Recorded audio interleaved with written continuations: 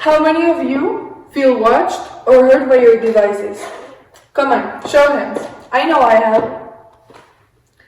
Nowadays, that our devices can talk and hear us, have you wondered who they talk to?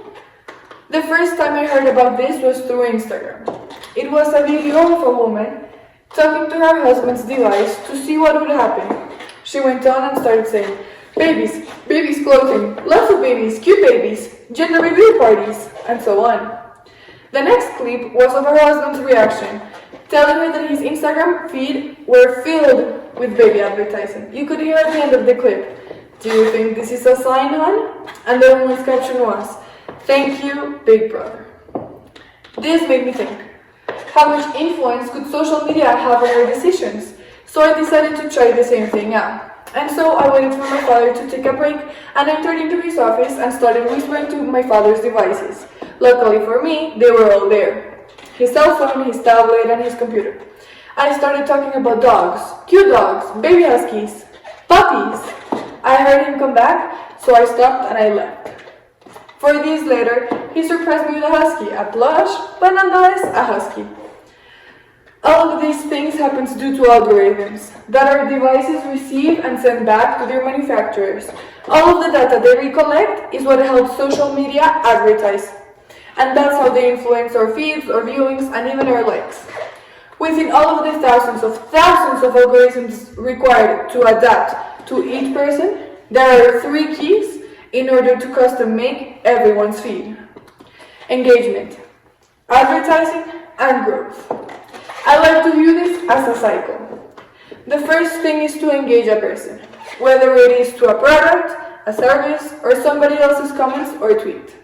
Next, advertising. Now this is how they make money.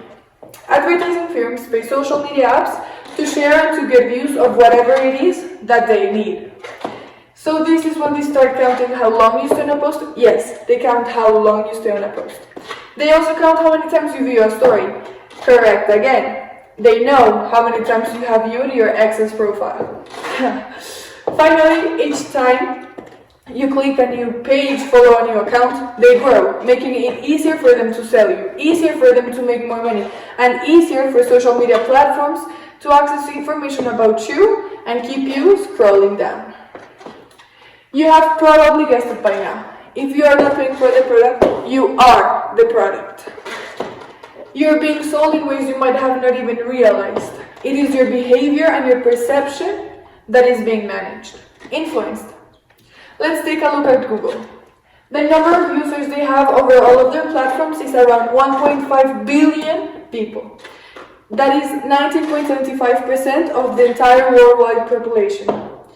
And the goal of the algorithm is to create an avatar of you in order to predict what you will search next, what you will do, even where you will go next. I know, it does sound a little creepy. It's bizarre to think that there is an avatar out there in the cloud predicting your every move and your every decision. Google has over 1.5 billion avatars, and just like us, they interact with each other. And this could possibly be the most effective marketing research to ever exist. With the predictions they are able to make about us, they are able to sell us what we might want. The reason I say might is because we may not even realize we want something until it is pitched to us. As a business student, let me tell you, an elevator pitch is one of the first things you learn. And so, just so you know, looking at 15-second pitches every day, even before brushing our teeth. These elevator pitches are what impacts us every day. We are convinced and influenced through a series of decisions we make every day in just a few minutes. That is all it takes for us to change.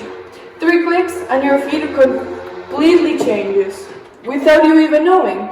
Influence is such a big concept in the media industry, we'll now have people living off of this, ergo, influencers. It has impacted society so much we are led to believe something is better or worse based on someone else's opinion. By no means I'm saying this is wrong. But to quote Sophocles, nothing vast enters the life of mortals without a curse. For all the benefits we gain with the exponential growth of social media right now, today, we don't have control of our internet presence. And just before I go, a reminder. If you want something, don't hesitate and go whisper it into the person's cell phone.